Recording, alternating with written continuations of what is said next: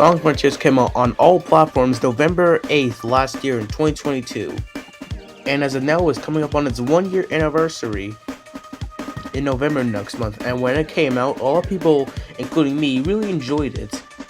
Not to mention it was a really huge step up from the previous games we had over the years. I ended up getting the game for Christmas and played it a lot. And during the time after I beat it, I always came back to the game, mainly for the updates it had. Sonic Frontiers had a lot more emotion than the previous Sonic games we had, while in the other ones they were just being juvenile and, well, mainly for Sonic. Somebody was dumb enough to leave the keys in this thing. It's like Eggman's begging us to sneak in and trash the place. Yeah, we'll cross that bridge when we come to it. I like that plan. Let's do it to it. That might be a good place to check out. I'll be back soon. Please, I live for time trials. Let's go already. Drop the critters, Eggman! I know it's been rough, and that things are confusing, but I need you guys to just follow my lead. I need you three to find the Chaos Emeralds, while I take care of something else. That's not fear. I ran all the way over here. And you haven't left an impression. I don't know anything about you, not even your name. Just not funny. And it was mainly due to the writers. Like for Sonic Colors, when he's talking to Yacker, when he talks about baldy nose hair, he literally says that I gotta remember that one, and then just literally says it the first time he sees Eggman in Lost World. The game may look good, but of how the stories and of how the characters are, really aren't. But except Frontiers changed that. Plus, it was also good enough to get a wave of DLC, which comes to the first DLC, the Sight, Sounds, and Speed update, which is the first update that had my personal favorite, the Jukebox mode, as well as along with Photo mode and Cyberspace mode. But I never did the Cyberspace challenges because I was too busy listening to my favorite jams with the Jukebox mode like Knife the Wind, Seven Rings in Hand, and Live and Learn. If you followed me on Twitter at the time when this came out, you can obviously know that I always posted photos using the Photo mode on Twitter when it was still called Twitter, but I just still call it because who cares.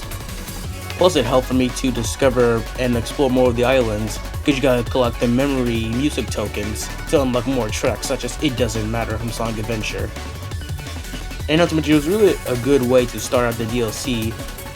The only thing I can think of like other DLC for Sonic games is like for Sonic Lost World when it had Yoshi's Island and Legend of Zelda, and for Sonic Forces, the mediocre Shadow one, which really didn't leave a lot of, I don't know, emotion or anything. It was just there. Not to mention it didn't help that he played exactly like Sonic in that game. By the way, it was a good start. And then until June 23rd, 2023, we got Sonic's Birthday Bash for Sonic Frontiers. This was also announced in one of the DLC waves on that post-Sega did, as well as the Sonic Central that came out, which wasn't very exciting. It kind of already shows that we already knew some stuff I didn't care about. But for this update, it gave us a whole lot of stuff. Such as new birthday-themed outfits for Sonic and the gang, and a new birthday-themed UI, as well as the Spin Dash that you can unlock by doing S-Ring challenges all over on every single island. But I never did that because I just didn't care. But in the other, you can also find new Coco that if you get them and then go to the Hermit Coco, you can fill up your boost gauges, which doesn't really seem all that exciting to me, knowing that you can just use the infinite boost thing.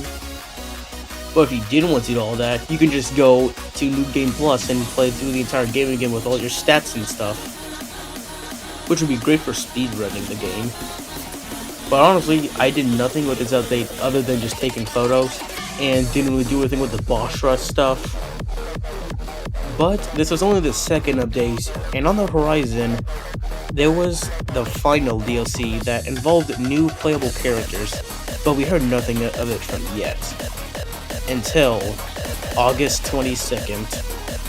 It was Gamescom, and Sega was revealing awesome stuff, such as the Sonic Superstars multiplayer trailer, cool, and some digital deluxe stuff, yeah, cool. But then Sonic Frontiers showed, and this just blew my mind at the time. As it started, everyone walks up to see Supreme with 7 arms. I had no idea what was going on. Sonic becomes Supersonic, and then everyone looks like Supreme ready to fight. But then Sonic just bursts in this red aura, and then shows that he has blue eyes. And then all it says is Sonic Frontiers Final Horizon. Seeing that, obviously me, including myself, everyone called it Supersonic 2. But is there really a name for this one, knowing that the DLC already came out? And if you saw my channel at this time, you obviously know what I did on that. We still knew nothing yet, but it was coming September 28th. That was a very long time away. So I waited, avoided spoilers. I was literally off YouTube for 5 days just to avoid spoilers. And when the DLC finally came out, I'm gonna tell you my experience with the Sonic Frontiers Final Horizon DLC. Cause trust me, it's really good, but also very tedious. And it's definitely one of the best DLC experiences I've ever played, and the best DLC I've played. And probably the hardest. As you boot up the game, you gotta go to the very beginning of Oreos Island, in which very surprised me, a golden warp ring right in front of it. Now I know that they did this in the IDW comics, especially with like the Zombox series, but I don't remember the last time they did this in a 3D modern Sonic game. I think maybe Sonic Adventure 2. I know they did in the classics with Sonic Superstars, but still, that was very cool on Sega's part. So Sonic jumps through, and then a cutscene plays, and then he's running through an alternate version of Oreos Island when he talks to Sage and Eggman, and Sage tells him of an alternate way to stop, well, the end. Because in the original, Sonic got his cyber corruption taken over until Amy, Tails, and Knuckles use their, I guess their like energy or something to save him. But in this time, they use it so they could try to find the Chaos Emeralds, and Sonic can try to use that cyber corruption into power instead of just hurting him all the time. And then before all that, Sonic agrees to it and then makes a Sad AM reference of saying, "Let's do it to it." I know they did this in like the base game, at just one of those cutscenes when Sonic's just like standing around and talking to Sage, but I didn't think they would do it in this DLC too. And I love references like that when Sega does that. I know they did it a lot in the base game, but they just showed images and didn't really show much, but it was still cool. So after they come back, you play as Amy first, and she's just Princess Peach from Super Mario Bros. If you played it, you would know what I mean. Floaty jumps, a floaty double jump, and she just only attacks with her card, which is very weird knowing that in all the promotion art, she's using her hammer, but she only has 2 attacks that actually involve her hammer. If you look at the skill tree, and one of them is just the parry, while the one that actually involves her hammer is the Psy Hammer ability. Not to mention, if you're on Switch, she literally floats if you hold the B button while in the air. I know they started her with the tarot cards back in the IDW comics, but why have that to be one of her main part of her moveset, even though her main thing is that Pico hammer? But as to the story, Amy's job is to take care of the Coco and ask the Coco about what happened to the Chaos Emeralds. But this is when I started to see people complain online after I visited it, and I could see it too, that they kind of feel off and stiff, and not to mention, they have painfully low stats when you started it. Like, literally everyone just has 400 rings and level 1 stats on everything. But, as for me, when I was playing through it, it became nighttime, and then the Starfall Plus thing happened.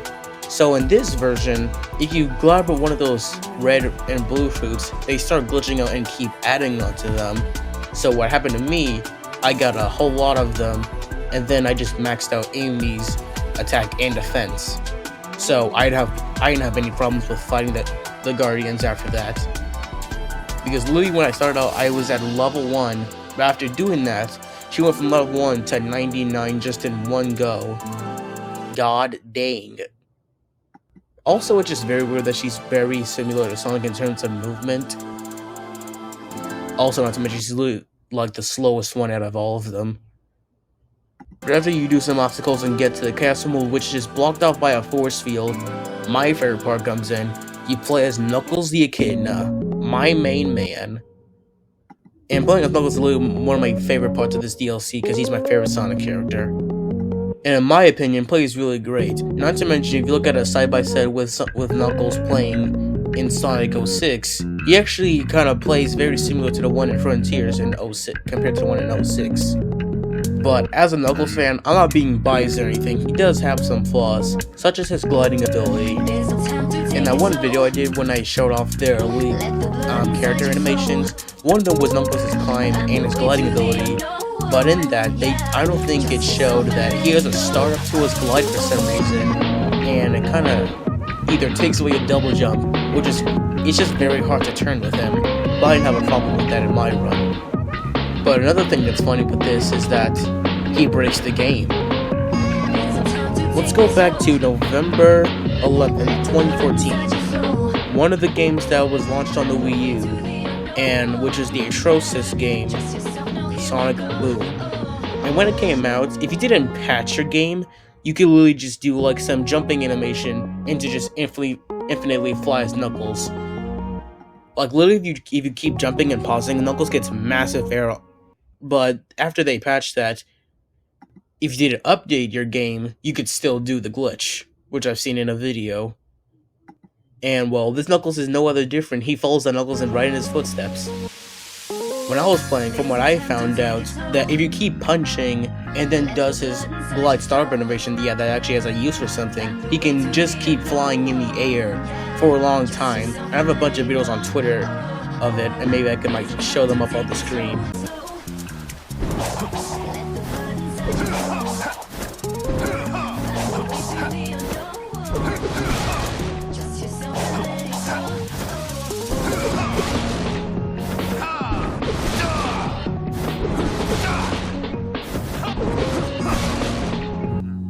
All you gotta do is keep punching into his uppercut animation, then does the startup animation to his gliding, and then you can just literally just fly, and he's literally one of my favorite characters to play as, and I love it.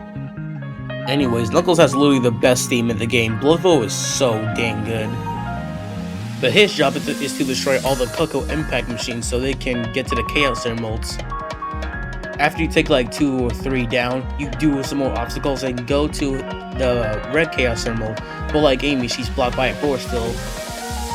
Also, by the way, I just want to point out that I think it's cool that he has a drill move, and that freaker knows he got it from Rouge, who he literally mentions in the DLC. Come on, Sega, just make them a thing already. You already know, everyone knows about this already. Everyone's obviously know about it after playing Sonic Adventure 2. Then after that, you play as Tails, who doesn't have a homing attack. Huh. Now, playing as Tails in my playthrough, his combat really sucks as he just throws a bunch of wrenches, which doesn't do a lot, but he does have a Cyclone from Sonic Adventure 2 and he can fly with it. And when I mean flying, I mean breaking the game as well. You thought only Knuckles could break the game in this? No, Tails dabs on Knuckles in this because he can do it as well with the Cyclone. By either unlocking, well, you obviously gotta unlock the Cyclone, but either by using the Infinity Side Loop thing, or just sidestepping in the Cyclone, you can just glide and you can just fly the Cyclone for infinitely massive time. Not to mention skip through a bunch of obstacles in your way. Because even though Tails' flying mechanic is very useful, it just doesn't have that much long as the Cyclone does. So, guess what I did on my playthrough as Tails after finding that. So after we skipping through some level design, Tails' job is to disable all the force fields so they can get the Chaos Emeralds and collect them for Sonic. Which he succeeds at, and they get the first 3 Chaos Emeralds for Sonic. And speaking of Sonic, after you play as Tails, you finally get to Sonic, who, for some reason, just automatically has the spin dash.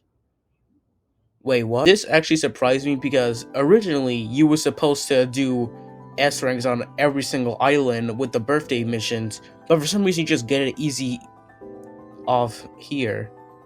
Not easy up, I mean like you just get it instantly here, like literally it just starts up and says you have the spin dash and how to control it and use it. So what was the point of doing all those challenges on the other islands if you get it in the DLC for free? Well, unfortunately, after I did it, you actually came and used it in the base game. You still have to unlock it. But screw that, I'm going to just be playing this to use it. Not to mention, in fact, everybody has the spin dash. Literally, everyone in their skill sets have the spin dash. So what was the point of doing all those challenges? I mean, I don't care. I didn't do the challenges anyways.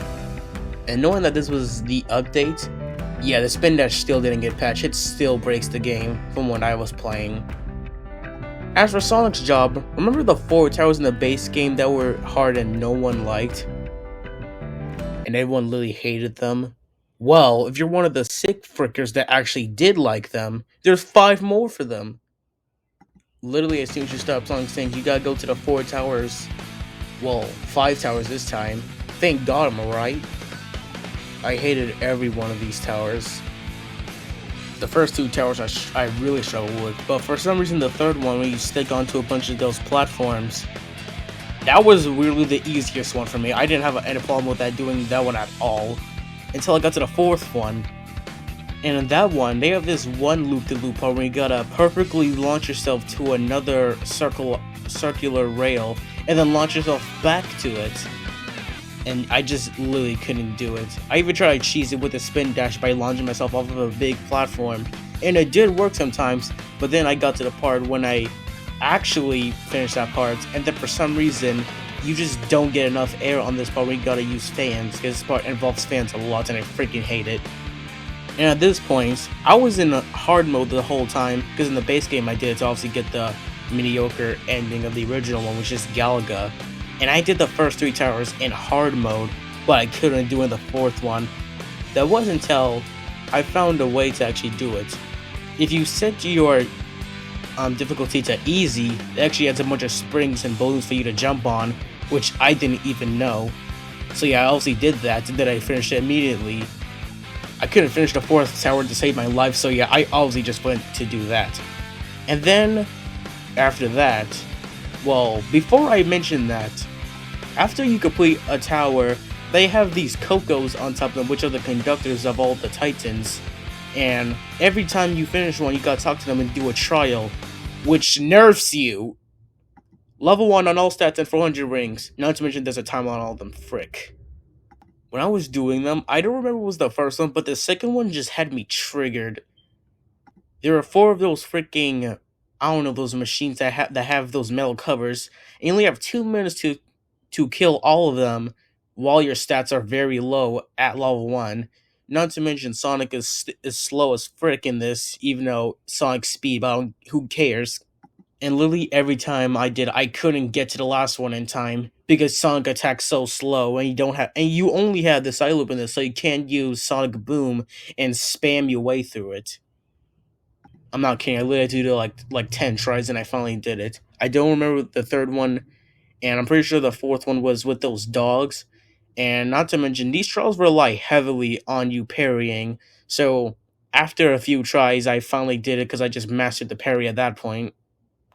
So after you do the 4 trials, you play as Amy, Knuckles, and Tails again, one by one in the same order, to do the same stuff, but every time they try to get the Chaos Emerald, they're being affected by their cyber corruption. First it's Amy, then it's Knuckles, and then it's Tails. But Tails pulls through and actually disables the force fields, and they get the other 3 Chaos Emeralds. And after that, you do the 5th tower, which is the hardest of them all. But if you didn't remember what I said earlier, yeah, I just went on easy mode and did that one go. I did not want to deal with that. But there was something I had to deal with, and that's the King's Trial. Oh, frick, the King's Trial. Let me tell you about this one. You're gonna want to sit down for this one. After that, you go to the final tower as Sonic, and after you do that, you talk to Master King, and he gives you literally the hardest trial in the DLC. So, you know, in like Sonic 06, you had the trial when you had to fight a bunch of enemies with no rings, right? But let me tell you, like Angry Beginner, This is the motherest of because fucks. you have to fight through every single one of the Titans, Giganto, Wyvern, and Knight, nerfed again. And not to mention, like I said before, these trials rely heavily on the parry, which I think it was the perfect parry, I don't know. Luckily for this time, you don't have a time limit, but that time limit just your rings going down. And I didn't notice until I got to the second one. When I was climbing up Wyvern, I ended the original one on Giganto with 298 rings, but I didn't even notice until I was climbing up Wyvern that I had the exact same amount of rings. They don't refill. And not to mention, I'm not sure if it was like this before, but when you're supersonic, your rings just go down very quick. You have to lose no time. You gotta make sure you do everything right, everything precise, and waste no time. This is why you need to parry all their attacks. Depending on how many rings you ended with the first boss, you cheat those and have to fight them with the exact same amount of rings as they go down very quick. Not to mention, you can't use the side loop for rings because they disable rings in this. I literally kid you not, the Master King Shell is just nothing but an endurance test and a hell gauntlet. For Christ's sake.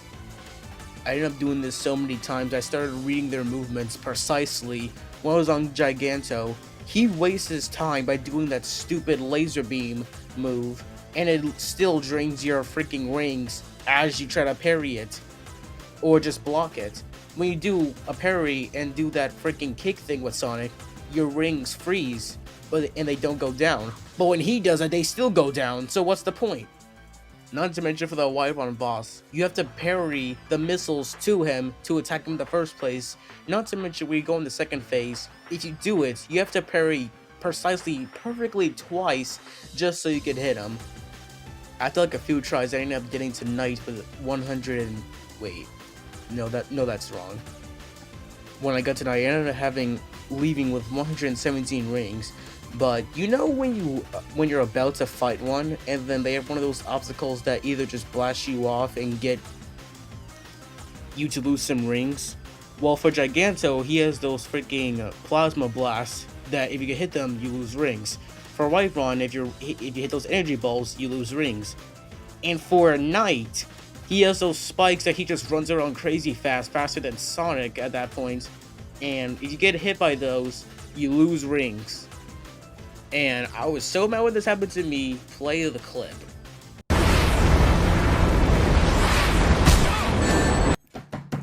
Fuck you! I hope your whole family has a nice Christmas! I went from 117 rings to 37 just like that. Not to mention, if you lose, you have to restart every single Titan. You have to redo every single boss over as he screams at you and says, You're a bitch! I had so many Cuphead PTSD flashbacks.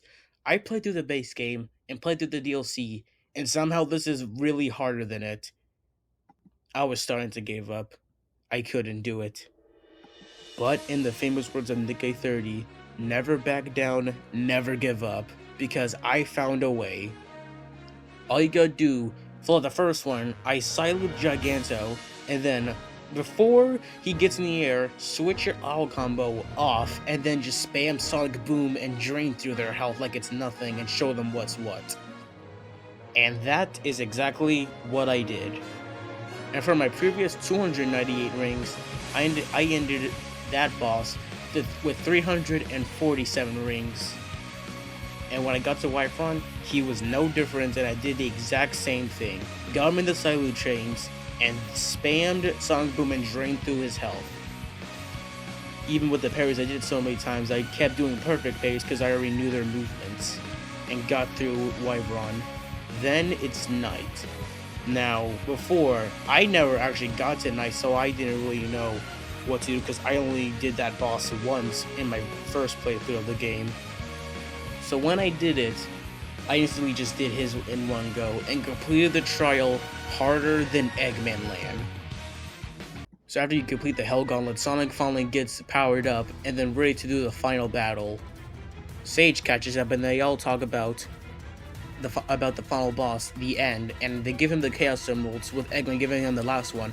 Powers have to be Supersonic, and then you do the exact same boss, which is just the same one as Supreme again. But this time, the end comes down to the Earth having a purple atmosphere in the sky, and attaches itself to Supreme as it tries to break free, and now it's controlling it. I was genuinely shocked when I saw this, because I didn't think they would do something like this. I knew that it was like the main event coming up, but I didn't know it was like this, because in the trailer, it doesn't even show it with the chain, nor a purple sky. And then after you get beat around by some stuff, a cutscene plays, and you become Super Sonic 2. Blue eyes, red burst, ready to go. with this boss, which is so much better, you gotta break the chain off with the side loop, which I didn't know at first because I'm playing on Switch and I don't know how to use the lock on. But then after a few tries, I ended up taking it off. And then after that, you drain its health down, which I used using Sonic Boom. And then you get it to half of health. You gotta side loop the gun out, side loop the gun to attach to Eggman's ship, and then literally one of the greatest tracks in the game, a remix of Kellen Quinn.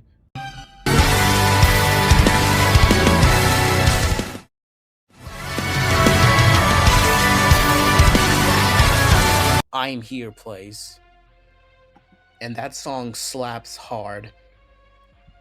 Supreme tries to attack Eggman, but Sage uses a force field, and then Amy tells Knuckles, who just flop for some reason. I mean, I get Knuckles and Tails, but I don't know why Amy use their energy to protect the force field and make it stronger. Then, as Sonic, you gotta cut the chain off again, and then if you parry all of his attacks, you do literally one of the sickest moves in the game. That's some Ultra Instinct level. He literally turns around, folds his arms, and then looks him dead in the eyes, and then just goes out on him. Not to mention, they did the same thing in the IDW comics against Zavok.